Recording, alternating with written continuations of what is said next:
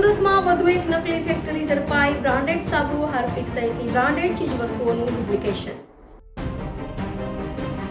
સુરતમાં વધુ એક નકલી ફેક્ટરી ઝડપાઈ છે. સરથાણા વિસ્તારમાં પોલીસ સ્ટેશનની થોડા જ અંતરે ડેટોલ, હાર્પિક સહિતની બ્રાન્ડેડ ચીજવસ્તુઓ ડુપ્લિકેટ બનાવવામાં આવતી હતી. કંપનીને મળેલી માહિતીના આધારે પોલીસને સાથે રાખી છાપો મરાયો હતો, જેમાં રો મટીરિયલ સહિત ડુપ્લિકેટ સાબુ, હાર્પિક સહિતની રો મટીરિયલ સહિતની ડુપ્લિકેટ સાબુ, હાર્પિક સહિતની વસ્તુઓ મળી આવી હતી.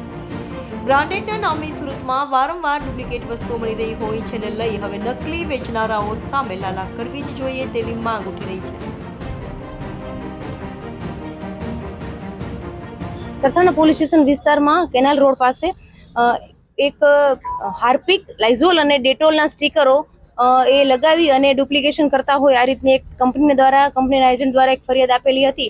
એ અનુસંધાન ત્યાં રેડ કરી અને આ જે સ્ટીકરો જે છે એ સ્ટીકરો અને જે સ્ટીકરોમાં લગાવેલ જે મુદ્દામાલ જે છે મુદ્દામાલ કબજે કરેલ છે. મુદ્દામાલની ગણતરી તો હાલ કંપનીએ આપેલ નથી, ખાલી નંગ ગણેલ છે અને મુદ્દામાલ અત્યારે જે છે એ કંપની આપણને તપાસમાં કે જે ડુપ્લિકેશન છે એટલે જે એકચ્યુઅલી જે મુદ્દામાલની કિંમત ગણાય એ MRP હોય એ ના હોય, કારણ કે ડુપ્લિકેશન છે એટલે